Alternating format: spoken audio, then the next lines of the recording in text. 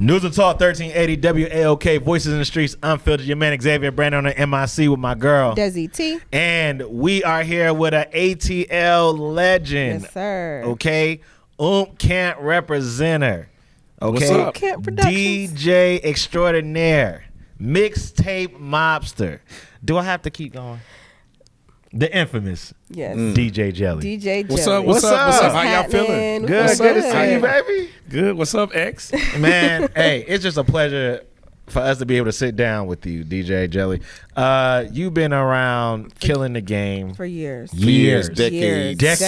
I'm just saying. I mean, a career. Thank God. Thank you, Lord. So tell us, how did you even get started DJing and in Atlanta? Yeah, because I think that's important. How you got started in Atlanta? In Atlanta. Yeah. Yes. She said in Atlanta. Yeah. Desiiteee. Is that Desiiteee. Desiiteee. Okay. Yeah. All right. In Atlanta. She said in Atlanta. I mean, I started in the early 90s, you know, coming to college. I'm originally from STL. And you know, I definitely got to first and foremost, thank God, thank my parents, thank myself, Essence Magazine and Bobby Brown. Because if it wasn't for any of those combinations, I would never come to Atlanta. Really? Yeah. How did Essence and Bobby Brown get you to Atlanta? Because as a high school kid, my mother was on the couch reading Essence Magazine, and it said Bobby Brown is building this $2.5 gazillion house in Atlanta, Georgia. I said, oh, that's where I'm going. That I just connected just like that. I looked at her, I looked over her shoulder, saw her reading it, and I said, that's where I'm heading to. Okay, so you touched down in Atlanta, right? In the 90s, yes. In the 90s. How did you get into the scene? Was it just like typical, I was just DJing parties, I was trying to find like different people? Well, I mean, I went to ACA, which is now SCAD, and believe it, ironically, excuse me, I got an internship at Bobby Brown's studio in college. I don't know if it's, well, I did manifest that, you know, seriously. Now, I thank God for that. And so I got started. I was miking up drums and setting fader points for the engineers at Bobby Brown's studio, and rocking with a lot of the artists at that time. Like when I got done with all my work, they'll be practicing. I'll bring my little turntable in, and I just network. That's what I hit the pavement. Man, so talk to us about the mixtape game, because I feel like you were very early in the ATL mixtape game. This is like before drama drops. Like, you know, I come up in the drama era where it's like Gangsta Grills and stuff like that. But you were doing it way before we had burnt CDs on tapes. Correct. Right? And you know, for those who are new to us, you know, cassette tapes were a thing that, you know, you used to have to record all the songs from the radio or stuff on the cassette tape. You had to press record. Then you had to, you know, go back and make sure you was at the radio station at the right time to get it on. And if you messed up, you had to rewind the tape. I mean, his big brother taught him right. I missed those days. I was doing it. I was doing it. That's he's knowledgeable. But yeah, you're right. And first of all, shout out to King Edward J and the J team, who were before me and MC Assault, which is my partner. The mixtapes known as DJ Jelly, MC Assault. That's my creative partner. And basically for us, let me backtrack to Edward J and them. They were the kings of the streets, late 80s, early 90s. So they would run the stuff. Mr. Collard Park, who was known as DJ Smurf then. They had a whole crew, Kizzy Rock. Lady DJ, Atlanta's first female celebrity DJ, T-Bone, that whole crew was JC. They were running the streets in Atlanta. So we came along, and the J team was basically doing what Drama and them did with all the talking all over the, all that old hollering. We wasn't with that. We was basically like, look, we're going to do a production. We're going to do mashups. We were doing mashups before they were known as mashups.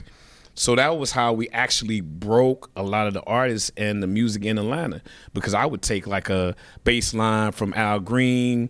I might run a Biggie acapella over it. Then we have some 808 beats over it too. So people be knocking in their cars, because the 90s having bump in your car was a big thing. The bass. It was very important.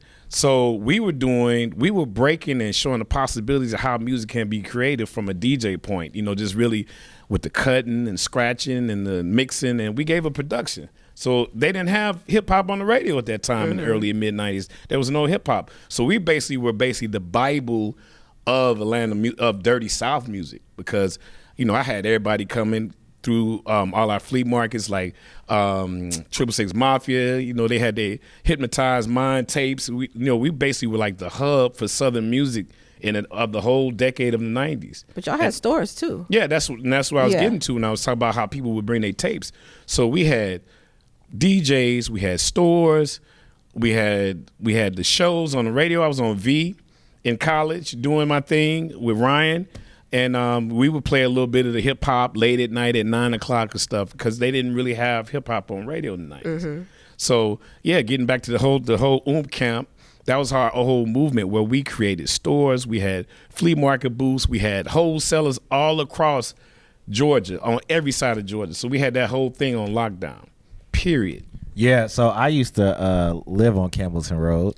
And so when I would drive, you see the Camp records, and you see the Camp store. Y'all had a store in Marietta, I think, too. We had a store. I remember seeing it when I would drive by. I remember seeing it on South Cobb. Yep. Yeah, we had it on South Cobb. We were literally everywhere, and we were breaking all the dirty South music and East Coast too, as well, through this market. So how did you connect with Me and Assault would be out in the streets. Shouts out to Starvin' Mar. We would be on the streets Sunday through Sunday slinging tapes. We met through a mutual friend of ours who was like, man, you need to get with these boys. Jelly and Assault are doing a thing. They hard at it. They honest. You need to go and help invest in them. And got with us in the early 90s. This was like 2 years. We were already into doing the mixtapes and beating up the streets. And he came along with the muscle and the bread and was like, what y'all want to do? And from there, that's when we started creating all the stores and the wholesales and really expanding our product.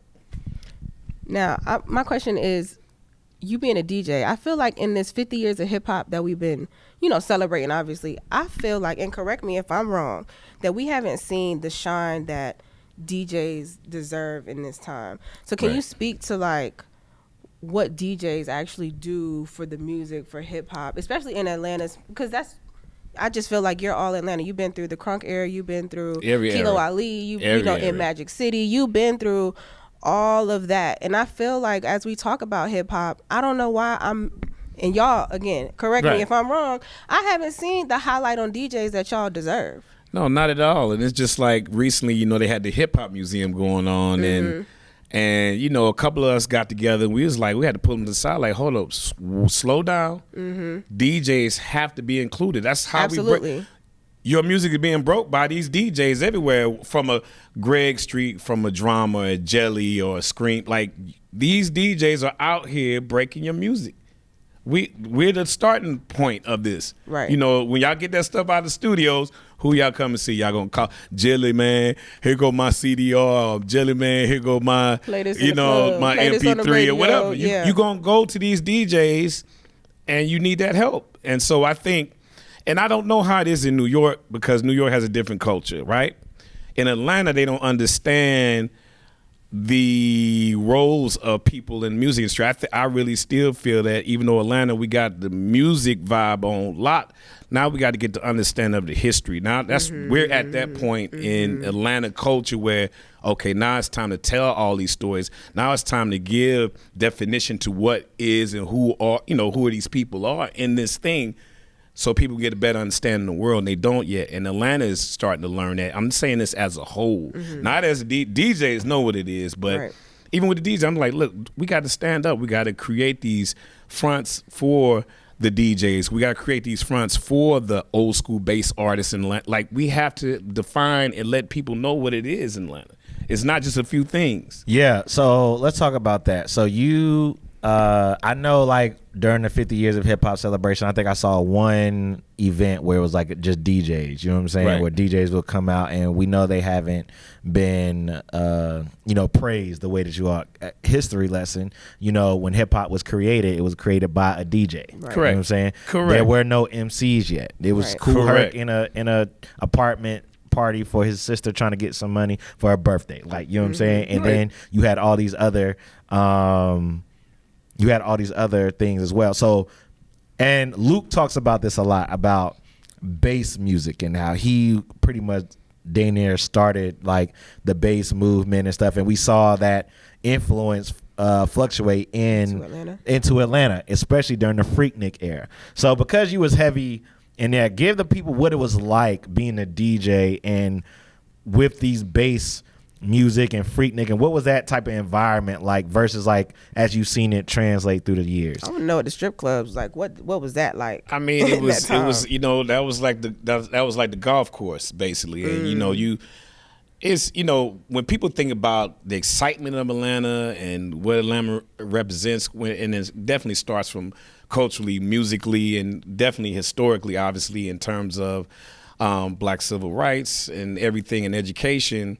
But the entertainment aspects, I mean, in the 90s, I mean, of course, it was stuff before us, SOS Band, Godfather Soul, James Brown, Georgia. But that excitement in the 90s came from that whole bass scene, that whole Magic City, the strip club scene. There was a lot of excitement, and it wasn't pretentious. This was before sections and all that old bull mess, It was really something where it was a very celebrated town and people enjoyed it. So you got to think about it. Freaknik, we were young, fresh out of high school. Wasn't nobody shooting nobody. We were just partying in the streets, parking our cars, playing the music, bumping. People getting naked and all that. It didn't matter. But nobody was, might been fighting, but it wasn't nobody shooting, pulling out guns. We wasn't into all that. We was there to celebrate and enjoy our culture, our colleges. It was the real excitement. The real party was going on in Atlanta, and it's something I can't even describe. It was phenomenal, and I have not seen that since then. To me, I think that whole entertainment and coming in hot Atlanta, all that little mess. But the excitement kind of ended, like I would say, towards the end, like the BMF era. That was kind of like it kind of went, and it was a wrap as far as really enjoying that excitement. Because we could be in the room back in the '90s. You had the dope boys over here, the strippers right here, Jermaine Dupri right here, us right. We all be in one room, no sections, no seats Just up, none of that. We be in there partying, nobody tripping. So, decades later. You're still doing this, right? Right, thank God. You're about to do One Music Fest. Yeah. What does it mean for you kind of being like a hip-hop pioneer here in the city of like still being able to do what you love? Listen, man, when I was in college, high school, college, I didn't understand what a career was. I'm just excited to do stuff, right? But to, 3 decades expansion and having a career, is really a blessing and it's crazy. The One Music Fest thing is cool. I've done it several times already. I can remember, shouts out to Jay Carter and Motown. I can remember 8 years ago when I told Jay Carter, because I had been messing with them when they first even started. A3C, I can go down the line, just helping people because I like to do that as a DJ and I'm a fan of music, entertainment, right? So 8 years ago, I was like, Jay Carter, man, I want to do because I already did 2 One Music Fest before that. And I was like, Jay, man, I want to do a live mixtape. He was like, yeah, Jill, okay. I said, yeah, dog, I'm gonna show you. I'm gonna do a live mixtape, dog. So he had booked me. They was on some. Okay, we got some Southern music in there. They was like, yeah, because a lot of people who don't understand Atlanta, that's how their thoughts are, right? So they had Raekwon and them, Ghostface, who I love. That's my favorite Wu-Tang member. They was over there partying. It was packed on the other side, and they had me booked on the other side. It was quiet little stage. So I'm setting up. I'm looking at everybody across the way, turned up, packed. So I put a plan together. So I'm gonna do a live mixtape. I got Drama, Left, Right, Left, Baby D, Pastor Troy. This is 8 years ago. I just set up a whole bunch of artists. I said, I want y'all, as I mix, I want y'all to come out on these songs. And man, as soon as I started doing that, after Raekwon them ended, everybody was just over there. But then as soon as they start seeing all them artists and I'm DJing and cutting up, everybody, the whole crowd moved over. So this is where all that old DJ so-and-so and friends come from, because I created that type of vibe because I have a relationship with all these artists in Atlanta. So that's, I'm always thinking of other things to do to just add to the excitement and just to add to the fun of doing what I love to do. That's dope, Jelly. Now, to the DJs that are coming up, what is the advice you would give to them being in the industry for so long? I would say just do you. I mean, you have to do you, and a lot of times, even your partners might understand what you do. I think you need to really believe in yourself. I think you have to not think, but you have to take risk at a lot of times. And I think as a DJ, you have to keep in mind that you are the foundation of the music. And that's not to say that you on this hierarchy where, or it starts with me and that's it. No, you need to help. As a DJ, you basically helping channel the music and the culture. That's what you do as a DJ, you know what I'm saying? And it's not to be modest or nothing. You don't have to be modest. It's just that you have to help. Because when you help these artists, that helps you, and that, everything reciprocates. You do that. You like a storyteller. Mm-hmm. You have to help out. What do you want to see in the next 10 20 years or so in the culture and hip hop and DJing and all of that? I think for me, what's important at this point, for me personally, is really telling these Atlanta stories. I mean, telling the Atlanta stories properly and really documenting what Atlanta has been and is doing. And, to me, that's more important within these next 3 to 5 years, where you really have this real understanding of Atlanta, because there's no real understanding of Atlanta. It's only bits and pieces now. Bet. All right, Jelly. I asked this question that a lot of my guests who are like that, who are phenomenal like you. We do this game called Top 5. Okay. All right. Absolutely. So because you're from Atlanta and you are a DJ, I want to know, who are your top 5 DJs from Atlanta who you feel like represent the culture, that you could say, like, I put my stamp on them? Who's your top 5? Ooh, that really represent Atlanta. Yeah. Definitely DJ Hershey, DJ Monte. I would say DJ Pretty Boy Tank. Man, the OG Triple J, who's not here. And I'm saying this as a DJ that embodies all of it. When I go to a party, I know I got an Atlanta party. So I got one more DJ left. DJ Princess Cut. I'm talking, and it's a lot of other DJs that's out there. Oh, Jelly. No, I see it's a lot of them that are incredibly skilled, but I'm talking about that embodies Atlanta. I'm just, I know I'm gonna get Atlanta out of these DJs. Yeah. It ain't got to be nothing else. I know I'm going to get Atlanta. I know they've been there. They know what it is. That's dope. That's dope. Well, yeah. Tell the people how they can follow you, Jelly, and how they can get in contact with you, where they can find you at. All that good stuff.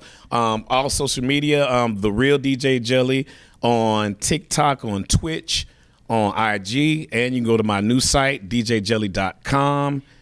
Hey, man, it's that simple. Man, living legend himself, sir. Man. DJ Jelly, thank you so much Appreciate for y'all. representing and keep doing what you're doing, man. Inspiration for real. Absolutely. Xavierbrandon on MIC with my girl. Desiiteee. And that's Voice in the Streets Unfiltered. Chill.